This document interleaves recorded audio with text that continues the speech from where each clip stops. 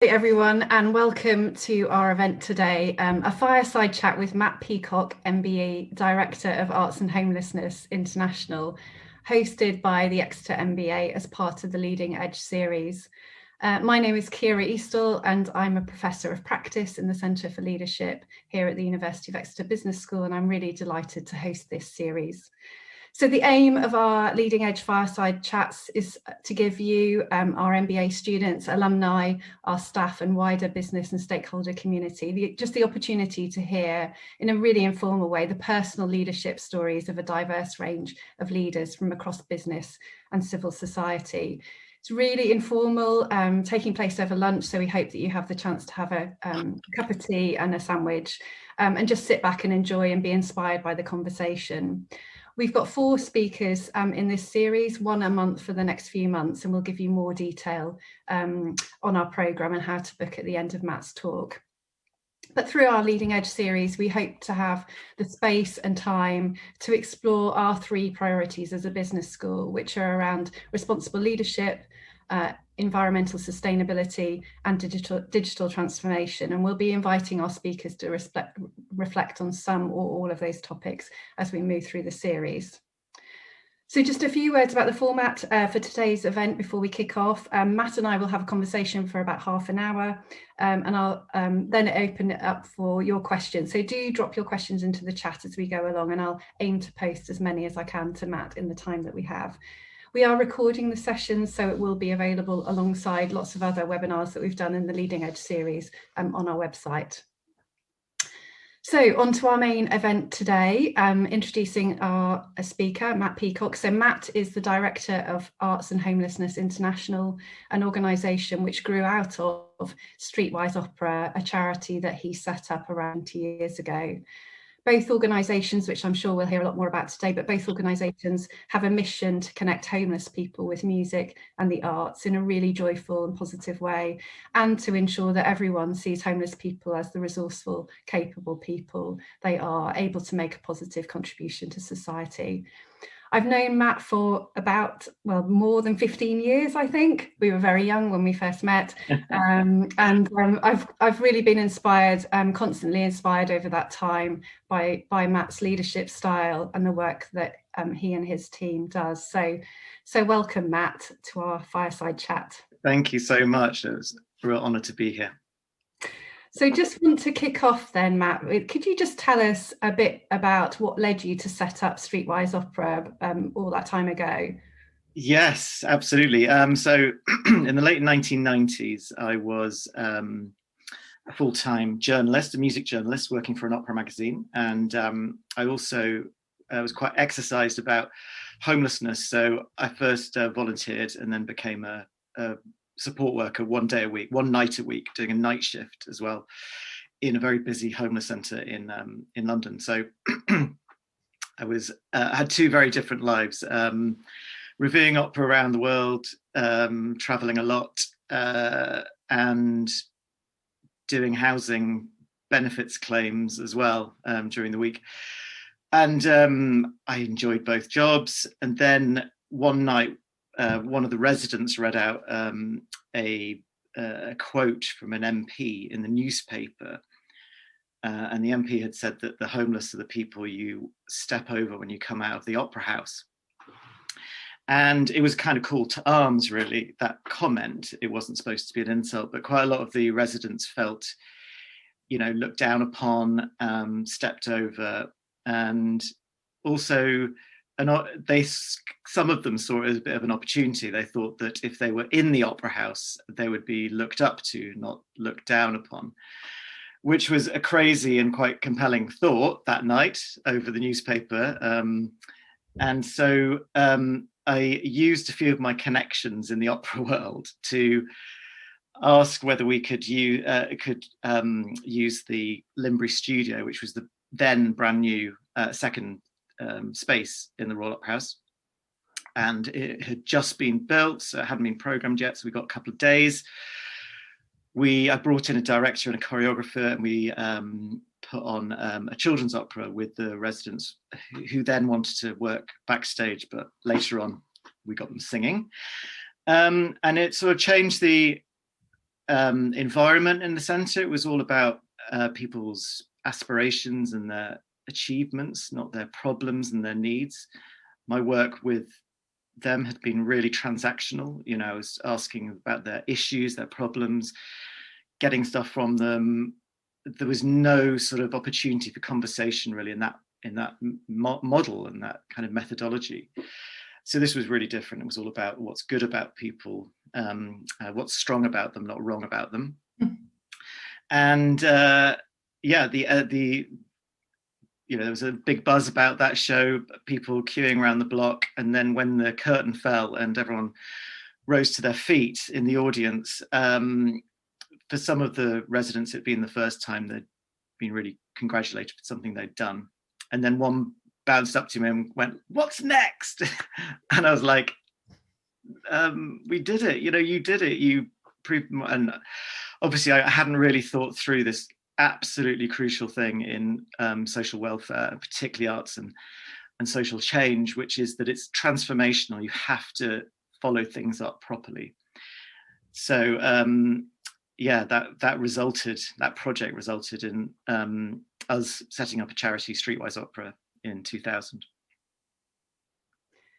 And you were the founder and the chief exec of Streetwise Opera for quite a long time, Matt, weren't you? So how can you just explain how it felt like going from being a journalist to being the chief exec of a new charity and growing that over time? Yeah, I guess it was, I found it really hard, and I had imposter syndrome all the time. You know, I hadn't been trained for this. I'd helped mobilize people to take action around a social issue, and that felt right.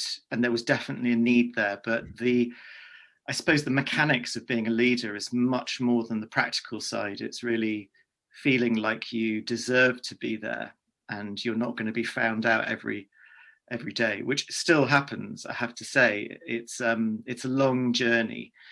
So I was really questioning about my own abilities from day one. And I think during that time, I really came to understand the positives out of those negatives. So when you feel like you're not quite good enough, or you're not very dynamic, you're not the first person to jump forward and make a speech, you're quite quiet, those can be real positives. I've learned to be a leader who's, empathetic, a listener, really happy to be wrong, like that first project where something very big went wrong, but as the saying goes, let failures be your greatest teachers, and make friends with them. And tell us a bit more then about how you came to develop Streetwise, but then how you came to grow with One Voice, which has turned into your second charity, Arts and Homelessness International. Can you tell us a bit more about the story of developing Streetwise and your role in it as a leader, but also how then you came to develop another organisation? So Streetwise grew quite quickly. It became a national program. We were running at one point weekly music workshops in 10 locations every week around the country, putting on big operas. As one of them in 2016 was televised on BBC 4 live. And yeah, I suppose it became this organisation that we were trying to do a little bit of public facing activity, obviously, changing perceptions, as you said at the beginning, and really quite clearly trying to measure the way that arts was bringing change to people. The main needs in homelessness, it's not just about housing, it's about a kaleidoscope of issues that people sometimes face, and with multiple issues you need multiple solutions, and if you ask homeless people what they need themselves, it's not necessarily what you would expect. Yes, of course, housing, healthcare, food, but also companionship and pride and love, all these things that the arts is really quite good at providing quite quickly. So we've always, I guess, one of the organisations that were leading this idea of, understanding the real impact of arts in homelessness. And so when the Olympics came to London, and the Cultural Olympiad, quite courageously, I thought, wanted to give a platform to homeless people, because in many Olympics before, the streets get sort of cleansed. When the cameras come in, you want to look kind of like a squeaky clean, beautiful city, and homeless people are an annoyance that many cities want to get rid of. I'm generalizing there. And in London, they kind of said, well, let's try and do something a bit different and give people a platform. And what could that look like? So I was at a meeting with a lot of different homeless organisations, and we just suggested doing a showcase, basically, to bring all of these projects together. So when we started, there was Cardboard Citizens and us, and not a lot else. And by 2012, there were at least 50 projects around the UK. So we put on an event, funnily enough, at the Royal Opera House again, and it was called With One Voice, and it was a showcase cabaret of 300 performers who'd experienced homelessness from about 35 organisations, which we could get hold of and bring to London. And that was just a one-day event with some follow-up and legacy. And then we were invited to go to Rio to do the same in 2016. And we didn't know anything about what was happening in Rio, so we committed to do a research project and really understand what the issues were there, because it was very different. And that turned into much more of a capacity building exercise for local organizations, and also understanding the amazing technology and use of arts in the political field. So where there's organizations which are entirely led by homeless people, that wasn't happening enough in the UK. So it became a real exchange. And then we realized, this needs to stick. We've become a sector of arts and homelessness globally. And so there should be an initiative that enables people to get together, learn from each other, to help each other. And so that became an independent charity, which is now called Arts and Homelessness International. So you found yourself then, Matt, kind of not once but twice as the sort of founder and chief exec or director of two charities. When you think back over that time, those sort of 20 years since you set up Streetwise Opera, can you say what you've learned about yourself as a leader, and maybe kind of highlight any key moments when you felt that you made a shift as a leader? Yeah, it's a really interesting question. I think, as I said before, I was and still am, feel half the time at sea and ready to be found out. And and I think, having known other leaders and being on the Claw Leadership Programme quite early, which is where we met, I found that a lot of people felt the same. And it wasn't that there was a group of people that you had to get to and had to aspire to who were running all the big organizations.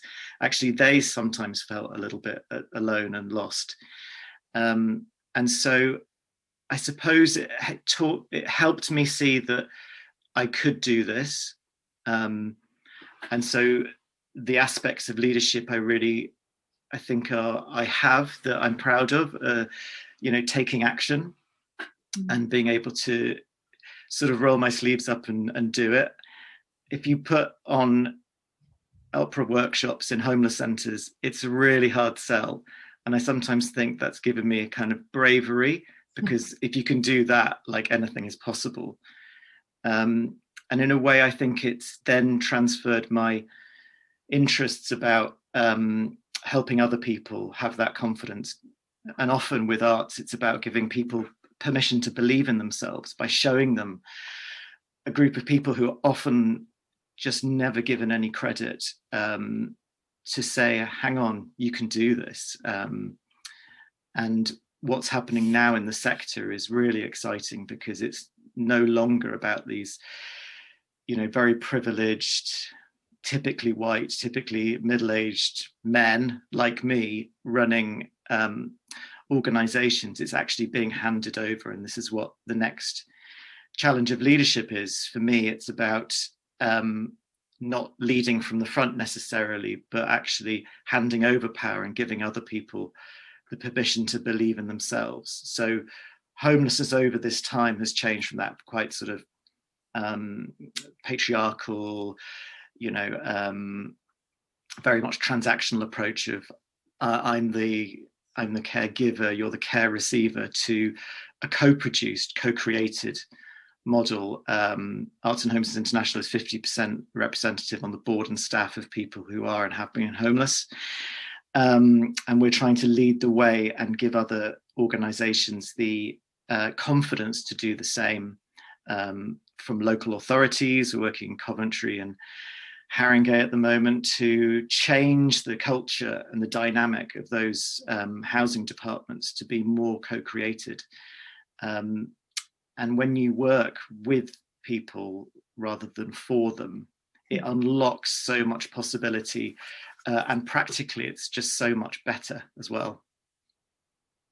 And so if you look at the leader that you were 20 years ago and the leader that you are now, Matt, what's the difference? I think I accept myself a bit more, and I feel like, very early on I came across this quote, and at the time, the kind of a parable, I guess, and at the time I was at the Claw Leadership Program with just 26 amazing people, including you, and always sort of just thinking, they've made a mistake. They really have made a mistake. And I said this openly to everyone. And I was dealing with a lot of childhood historical trauma and mental health issues. And I felt like that was, not what a leader should be. And I heard this parable, which really stayed with me, which is about, which I'll share with you now, which is about two vases and a person who lives on the side of a hill and walks down his path to his stream at the bottom of the hill, and he slings his vases over his shoulders on a pole, fills up the vases, goes back up to his house, and one of the vases is pristine, perfect, and the other is cracked and leaks. And so by the time he gets up to his hut, all the water has flowed out, and because it's a fable, the vases talk to him, and the cracked vase says, "Why do you persist with me? I'm useless, I leak, just get another new vase already." And he says, "Oh, you haven't seen the path." And for the first time, the vase looked back along the side of the path, and it was full of flowers and greenery and the most incredible beauty. And the man said, "I always knew you were cracked, so I planted seed, and because of your imperfections, you have created this great beauty." So when I heard that, and it was at a homeless conference, I actually thought, that's about me. And I suppose I sort of saw the role that we were doing in the charity in order to be in everyone's corner and be encouraging, and then actually thinking, yeah, I feel the same. This is healing for me, and also I could begin to see that people with lived experience of homelessness should be running these initiatives, and my role then was to hand over power. There's so much in all of this, Matt. So very unstructured questions, but I think it's so well. I love the parable, by the way. That's such a lovely, and I've not heard that before, so that's really lovely. Just there are lots of people that for whom the phrase imposter syndrome really resonates, and I guess it's typically women that feel more imposter syndrome than men, though that's a generalization, of course. Could you say something about, there'll be lots of people listening to this that do also feel like that. We all feel like that sometimes. What has helped you kind of deal with imposter syndrome? And because you said you still feel it sometimes, what do you bear in mind when those thoughts come to mind? I think I think in some ways sort of not fighting them, because I probably will always feel like that. And I'm reading this interesting book at the moment called The Happiness Trap, which is kind of about, just doing that in a sense, and it's part of me that, and actually, as I've said, and as I guess that fable proves, that there are certain things about that are really beneficial parts of being a leader, in terms of empathy and being kind, maybe, and listening and not thinking that you know everything. I'm constantly open to being wrong, and that's quite a good quality in being a leader. So I sort of hold on to those positives that come out of the negatives, and also try not to be too swayed by that really dynamic kind of person who you always compare yourself to. So in the CLAW program, I never asked a question because I just didn't have the courage to do it. And I was listening to all of these amazing people who you and I know, who are just like 10 minutes ahead in their terms of their brain capacity and their questions and their dynamism. And yeah, I mean, that's great, but that's a quality. It's not, that doesn't make them the best leader. Maybe it's actually, sometimes it's not the best thing to ask the first question and be the person at the front.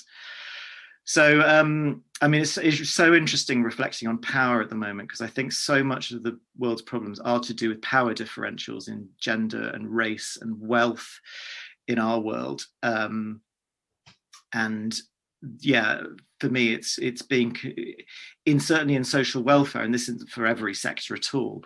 It's about enabling other people to have some of that power. So arts for me has transferred from this kind of well-being, social inclusion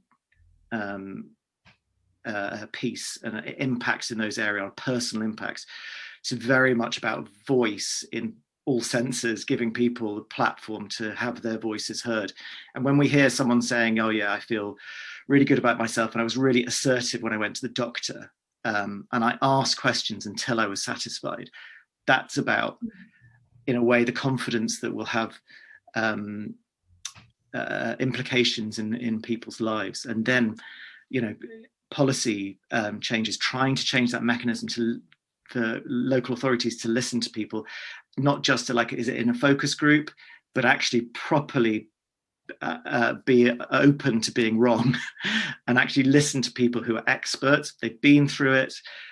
If they are given a chance, they can make policy a lot better. Yeah, absolutely right. And so just thinking about all of those inequalities, Matt, can you say something about what's been your leadership response during the past year in terms of both the pandemic and the level of protest, Black Lives Matter, and other issues that have come to the fore? How have you found your leadership stretched, challenged, energized? What's been your leadership response? Well, one of our big pieces of work was was a cultural spaces responses to homelessness program, which we'd spent a couple of years on, about cultural spaces around the world being in urban areas and historically very much open to homeless people. I mean, libraries are the leading example of this, and we've spoken many times about this. So we were just about to do this, launch this big program to help train cultural spaces, share knowledge around deepening access to and involvement to homeless people, literally on the eve of all cultural spaces closing. And we have seen just the devastation of the cultural sector. We've begun to see people who are getting in touch who were professional dancers at the beginning of last year and then lost that work, and then started working in bars, lost all of that, squatting in shops now.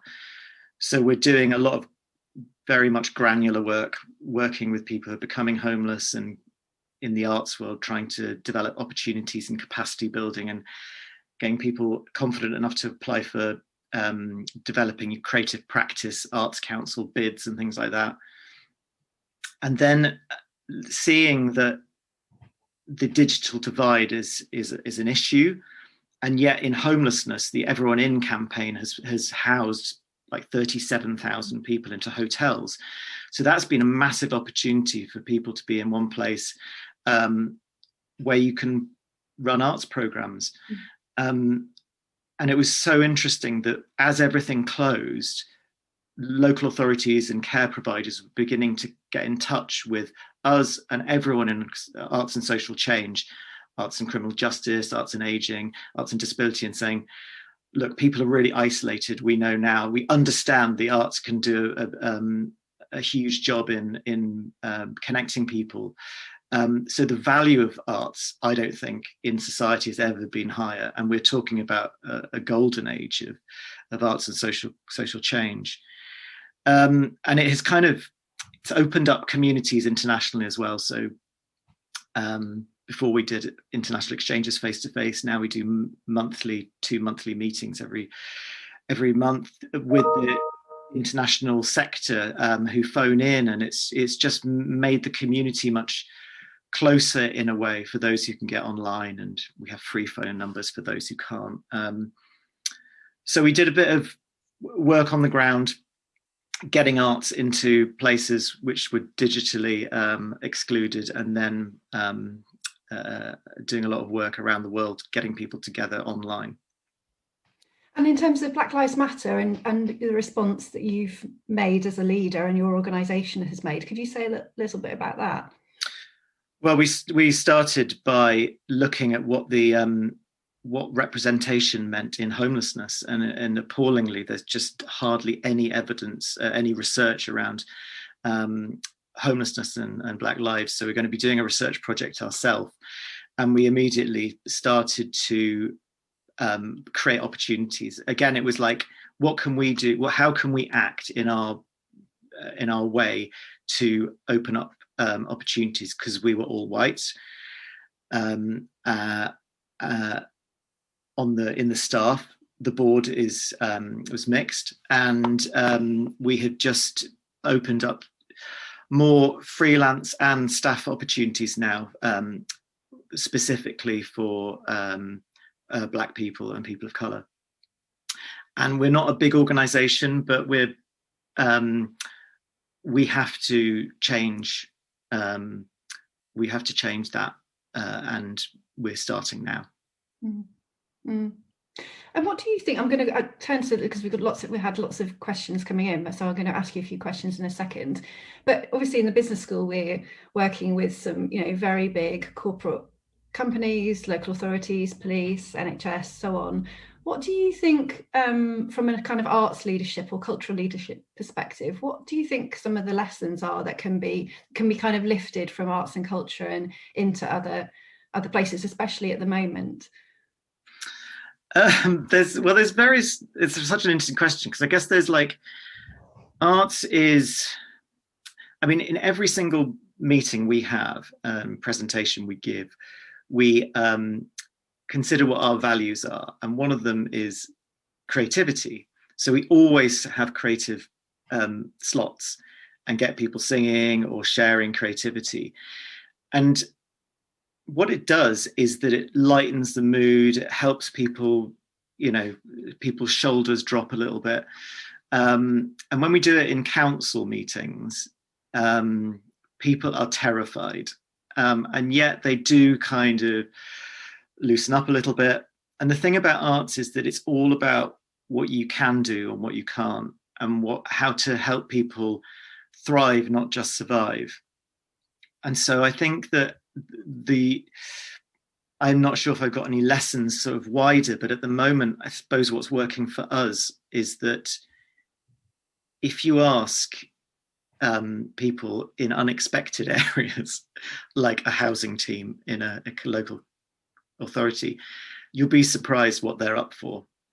Not just about change, because I think policy is driven hyper locally. It's not about national government for me. It's about those changes at the grassroots, and then the activists in local government, because there are quite a lot, and they want to make change and they want new ways of working.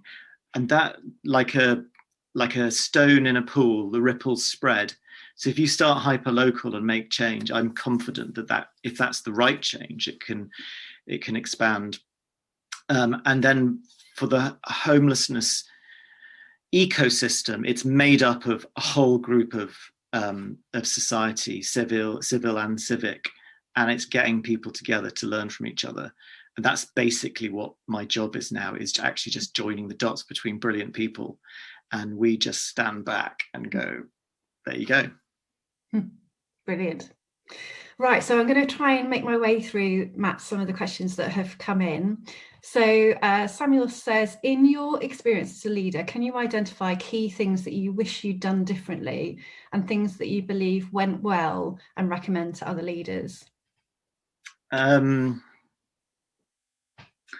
Things I wish I'd done differently. I always think of the times when I've been unkind and short with people. I've not listened, and I think values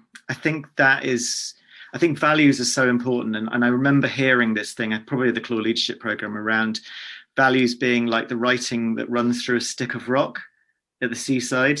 So if you imagine a stick of rock and it's got Brighton running through it, anywhere you break it, you still see Brighton. And I always think like a healthy organization and maybe a person, your values, your non-negotiables are like that. So I think all of my regrets are about how I've treated people, really. And the things, sorry, what was the second thing? The things you believe went well and you'd recommend to other leaders. Yeah, I think organizational structure is really interesting. And so we're co-created. And although I am the CEO and in terms of governance, I've got the link to the board, and I am responsible for the charity in a sense from the board's perspective. Playing around with that and having, instead of a hierarchical Maslowian sort of feeling of it with the CEO and then senior management, if it's more like a circle, that sort of changed things for us, where we've each got ability to speak and to have our voices heard, and it's not me signing off stuff. Quite often I'm a little bit frustrated that my great idea doesn't go through, but it's much more of a collegiate system now. So I think that sort of co-created leadership is really good, and celebrating failures as well. I've done, for a few years, I did this speech to a big investment bank about the importance of failure, which went down quite amusingly in a bank, which is obviously about making money. But I think, learning from failure is definitely something I would recommend. Yeah, I'm scared of it. By the way, Matt, I can't imagine that you ever have been unkind to people. So believe me. Well, I suppose in the way that we all have, or unintentionally. But a question from Sally. Looking at your achievements and ongoing challenges, A, how would you address succession planning? And B, do you think every chief exec feels that they're not good enough? I don't necessarily advocate for all CEOs to sort of step down in the way that I am going to do in terms of succession planning. It just so happens that in homelessness, it's really important that some people make a stand and will, step away literally publicly in order to give someone with lived experience. But I still think that leaders can develop in a more co-created style. I don't know about every CEO feeling that they're not good enough. I'm struggling to think, people that we know, whether anyone has ever said, "Oh, I've never had any doubts in my life." Maybe there are one or two that we can think of, but I mean, it's just part of, isn't it, like a sort of human, a quality of being a decent human is to not think that you're always right. Right? I think so. So this is from Ray. As a leader in such a helping sector, have you had to be more hard-nosed than you were comfortable with at times? When and how did you navigate this practically and within yourself? Such a great question. I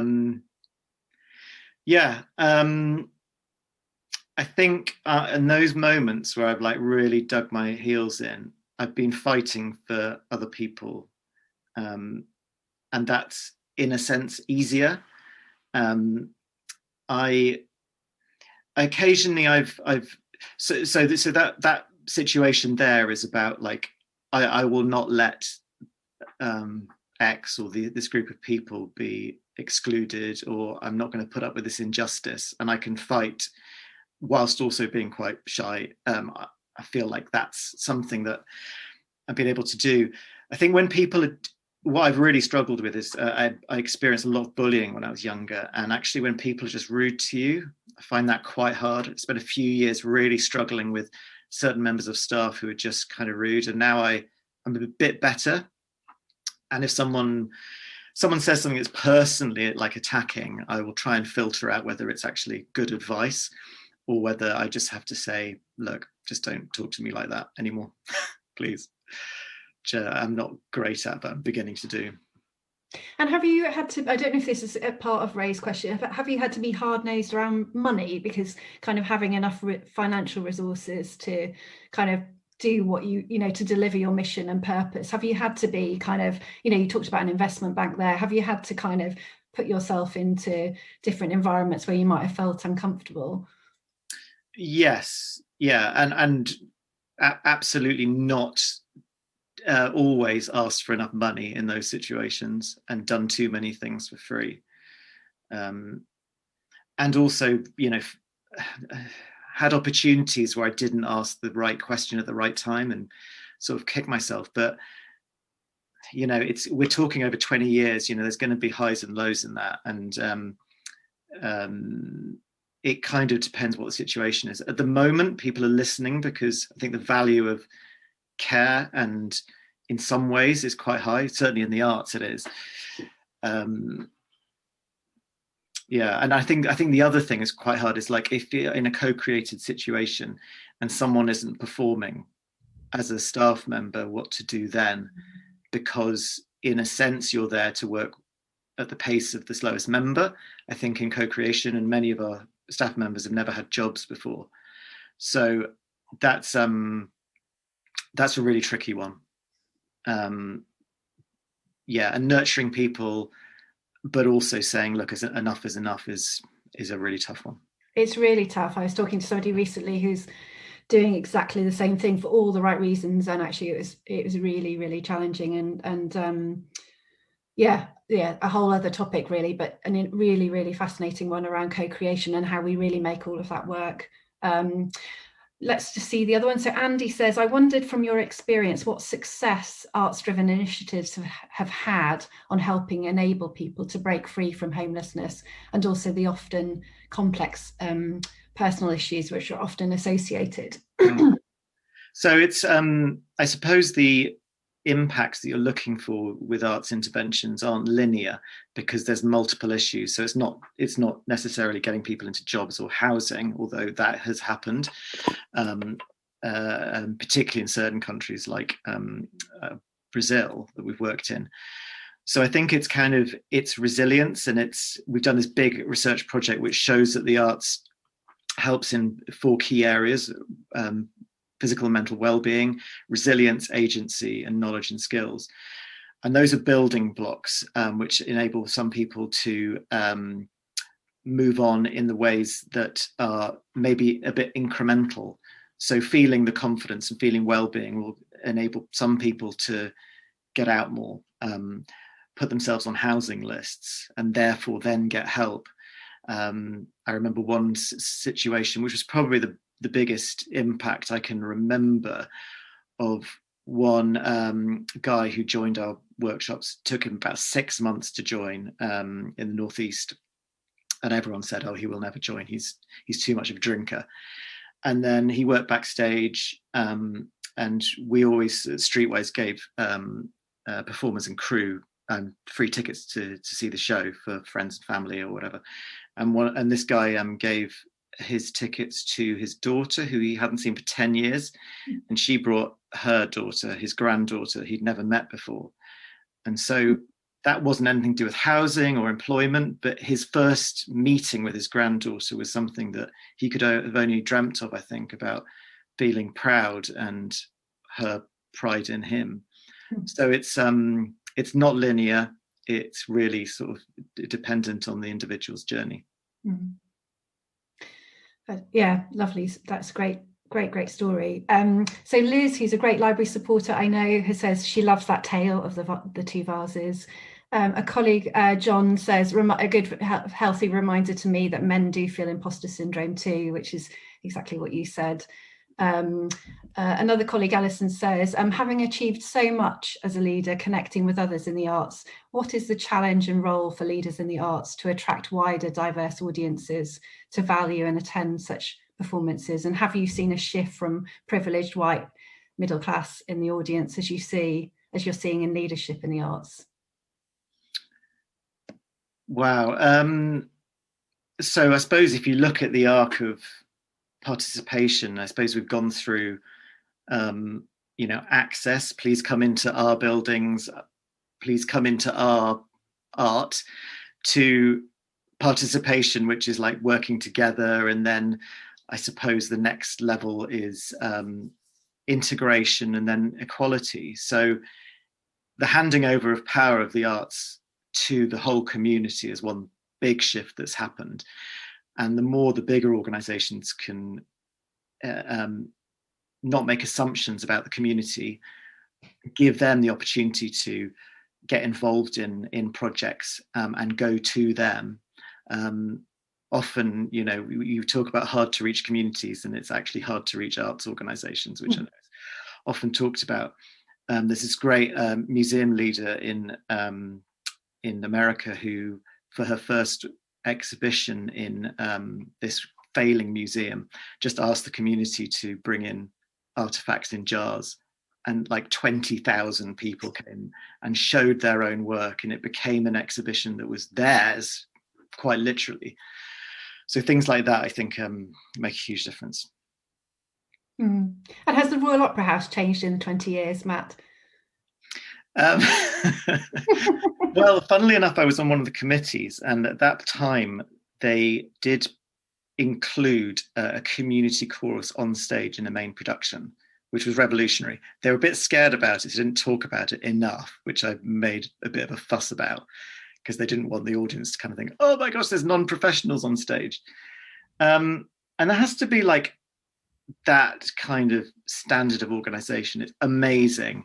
And the education department have always done an incredible amount. So it's perhaps maybe the value of education departments within big organizations that is still needing to be mainstreamed. And it's not like the department down the corridor that we never talk about. It's actually the thing which is bringing in the public money. It's the thing that makes it what it is, what the institution is. Great. So I'm going to do one last question, and then I've got a couple of last questions of my own. So Charlotte says, as you become a leader and more confident with your position, there's a flip from staying quiet and learning from others to others hanging on your every word, and it becomes harder to be that listener as others want to learn from you, like we're doing today. How have you adapted? It's a great question, this. How have you adapted to being effective in doing this? So I have got more confident. I have, I've tried to document how I've felt and think about like lessons. And sometimes when you question yourself, you think, I sometimes change my idea quite a lot. And I suppose just being honest all the time. They talk about authentic leaders, and I think that's like warts and all. I try to be really honest about my journey and the challenges I've faced, and that is just kind of who I am.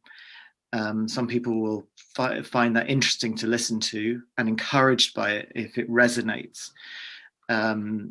So I suppose that's just what my approach has been there, whilst also just doing my best to let other people speak. I mean, I got asked to do a TEDx talk, mostly because I was put forward by you, Ciara. And I said, I'll do it as long as my colleague David can do it with me. So we're doing it in a co-produced way, hopefully, when the world opens up. So any opportunity I can to talk with people instead of for them, I try and do that. Yeah, great. On that note then, so I'm just going to ask a couple of my own questions. Can you, people on this call will be great kind of, readers of interesting books or kind of viewers of interesting talks. What books or talks do you kind of go to, or would you recommend for people on this call, Matt, on any subject really? What would you suggest? It's great, and fortunately you gave me a little heads up about this because I'd be really floundering to get my ducks in a row. But I watched some more TED Talks, and I was reminded of Ken Robinson's, which is just amazing, still probably the most watched. And I found, actually I got recommended one by Lovey Ajayi Jones, who's an amazing speaker. I really recommend her TED Talk. Your TED Talk is brilliant. Most terrifying thing ever. I'm reading at the moment, oh my gosh, I've just started reading Brave New World, which is unbelievable. I've never read Neil Huxley before. Wow. I'm a big fan of Matt Haig. He talks really eloquently about mental health issues, and in a very sort of amusing, kind of funny way, really warm way, which has really helped me along the way. He's great, isn't he? Really, really brilliant. And the other question I did prepare you for before, and I'm going to ask all of our speakers it during this series, and it's something I picked up from the FT on a Saturday. They do it in their How to Spend It section. So the question is, if you had a dream dinner party, and of course we're all dreaming about, well, maybe we're not dreaming about having dinner parties again, but we're looking forward to seeing people. But if you could have 4 or 5 people, living or dead, to come to your dream dinner party, Matt, tell us who's on the list. I loved doing this, and I really recommend everyone do it. It's like Desert Island Discs game. It's really fun. So I came up with Rosa Parks, FKA Twigs, and if you haven't heard her podcast with Louis Theroux, I really recommend it. She's amazing. And Malala Yousafzai, plus my 2 daughters, who I think would just position them in the middle. Even though this morning when I told one of my daughters that I was doing this today and showed her the little flyer, her comment was, "Oh, Ciara's got a higher award than you." But she's still invited to the dinner party. So you have an all-female dinner party then, Matt? I do. And I didn't ask you this question, but what are you eating at your dream dinner party then? Oh my goodness. What am I eating? I think it would be just like little plates of things, kind of maybe, what would you call it? Like fusion, I suppose, but little small plates of Italian stuff, Asian cuisine. Yeah. I love those buffets where you can just pile loads of things on your plate. Yeah, well, with 2 teenagers or near teenagers, you need to have a supply of different things, don't you? No, I love that. That's brilliant. Thank you for that. Just in terms of people now, having attended this, will probably want to know a lot more about Arts and Homelessness International and Streetwise Opera, and of course we've put the links into the chat. But are there ways that people can find out more, Matt, about the work of those 2 charities? Yeah, so the websites for both the charities. I mean, I would encourage, even if you don't feel like you're particularly connected to Arts and Homelessness International, we have these monthly get-togethers, which are really beautiful, and they're on the last Wednesday of each month at 10 a.m. and 5 p.m. They're on Eventbrite, and I'll send you the link in case it can be distributed. And it's just an open forum to talk about homelessness, arts, creativity. We always have a presenter and a creative slot, which have been from Johannesburg to Osaka.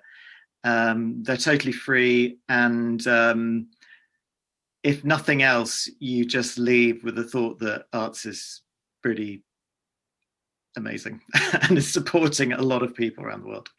And they're open to everybody, are they? Open to everyone, yeah. You just have to register. Brilliant, thank you. And then just one final question is that, you know, we're all thinking ahead to the summer and hopefully some sort of easing of lockdown. What tell us what your hope, as a leader of your organisation, what are your hopes for the coming weeks and months ahead? Well, I really hope that this newfound value of arts and social change carries on, and it's resulted in all of those subgroups, I guess, arts and criminal justice, etc., coming together for the first time. So like a network of networks. So really hope that that continues, because people are beginning to see that arts is not, you know, just an add-on, that creativity is something that we're born with, that enables us to fulfilling lives. I really hope there's no big issues with homeless people not being able to get into cultural spaces because of vaccinations.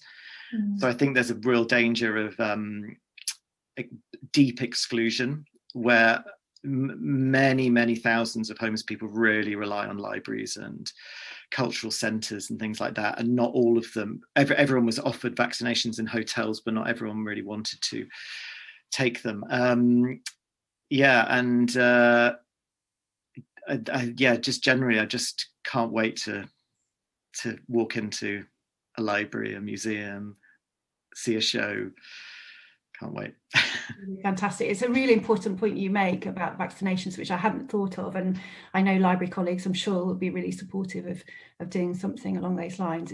That's got to happen, as you say. It's kind of deep exclusion otherwise. But thank you, Matt. We're sort of coming to the end of our chat. Thank you so much for being our first speaker in this series. So you're our little guinea pig, but also just being so open and honest and so inspiring, really, around the work that you do. I know people have been really engaged and kind of inspired by what you say. So thank you so much for making the time, Matt. Thank you so much. Thanks for listening, and have a lovely day, everyone. Thank you. Just to finish off then, lots of thanks coming in, but just to finish off by saying our next fireside chat in this series is with Megan Butler. Megan is the Executive Director for Transformation at the Financial Conduct Authority. That's on the 26th of April, so do join us for that talk. And our other two talks are Kareem Hassan, who may be known to many of you, who's the Chief Executive of Exeter City Council, and Tonya Nelson, who I'm sure Matt knows, who's the Director of Arts Council in London. So do book for those sessions through the link that's on your screen. But for now, thank you, Matt, and wishing everybody a good week ahead.